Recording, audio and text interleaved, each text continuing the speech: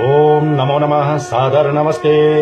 श्रीमद्भगवत गीता अथ प्रथमोऽध्यायः। धृतराष्ट्र उवाच धर्मक्षेत्रे कुरुक्षेत्रे सम्मवेतायुयुत्सवः मामकाः पांडवाश्चैव किं कुर्वत् संजयः।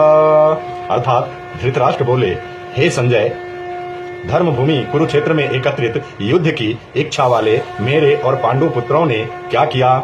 संजय उवाच दृष्टा तु पाण्डवानीकं व्यूढं दुर्योधनस्तदा आचार्यमुपसंगम्यं राजा वचनम अब्रवीत्।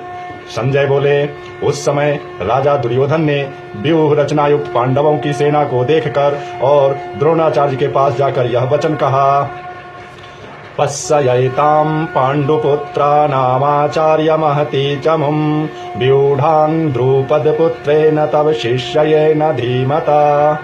हे आचार्य, आपके बुद्धिमान शिष्य द्रुपद पुत्र धृष्टद्युम्न द्वारा व्यूहकार खड़ी की हुई पांडु पुत्रों की इस बड़ी भारी सेना को देखिए। अत्र शूरा महेश्वासा भीमार्जुन समायुधि युयुधानो विराटाश्च द्रुपदश्च महारथः दृष्टकेतु चेकितानः काशीराजाश्च वीर्यवान् पुरोजित कुन्तिभोजश्च सव्ययश्च नरपुङ्गवा युधामन्नयुश्च विक्रान्ता उत्तमौजाश्च वीर्यवान् सौभद्रो द्रौपदेयाश्च सर्व एव महारथा। अर्थात इस सेना में बड़े बड़े धनुष वाले तथा युद्ध में भीम और अर्जुन के समान सूरवीर सात्विक और विराट तथा महारथी राजा द्रुपद, धृष्टकेतु और चेकितान तथा बलवान काशीराज, पुरोजित कुंती भोज और मनुष्यों में श्रेष्ठ सैव्य पराक्रमी युधामन्यु तथा बलवान उत्तमौजा सुभद्रा पुत्र अभिमन्यु एवं द्रौपदी के पांचों पुत्र, ये सभी के सभी महारथी हैं। अस्माकं तु विशिष्टया ये तानि बोधद्विजोत्तमा नायकामं सैन्यस्य संजयार्थ तान ब्रमीति ते।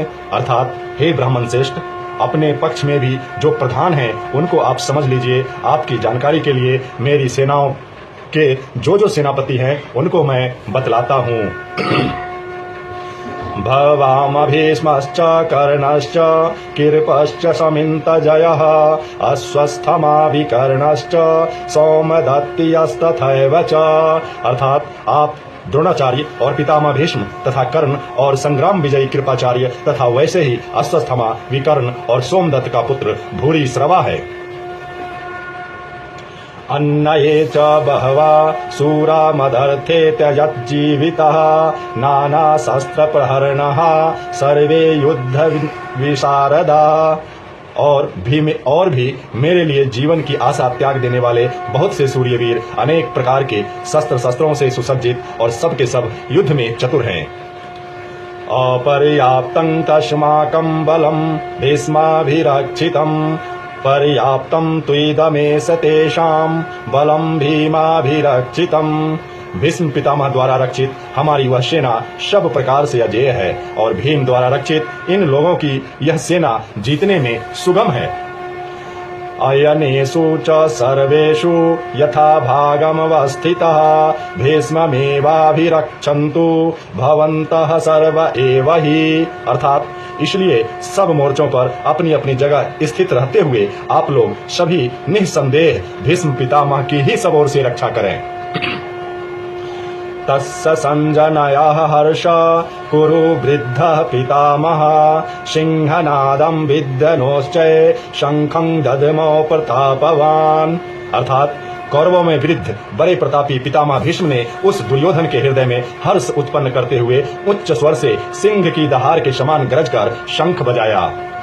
ततः शंखाश्च भैर्यश्च पनवानक गोमुखः सहसैवाभ्ययन्तः सशब्दयसमूलो भवतः। इसके पश्चात शंख और नगारे तथा ढोल मृदंग और नरसिंगे आदि बाजे एक साथ ही बज उठे। उनका वह शब्द बड़ा भयंकर हुआ। ततः श्वेतहर्षयुक्ते महतीस्य यन्दने अस्थितो माधवः पाण्डवाश्चैव दिव्यो शंखो प्रदम्ममथु। इसके अनंतर सफेद घोड़ों से युक्त उत्तम रथ में बैठे हुए श्री कृष्ण महाराज और अर्जुन ने भी अलौकिक शंख बजाए। ओम नमो नमः। सादर नमस्ते।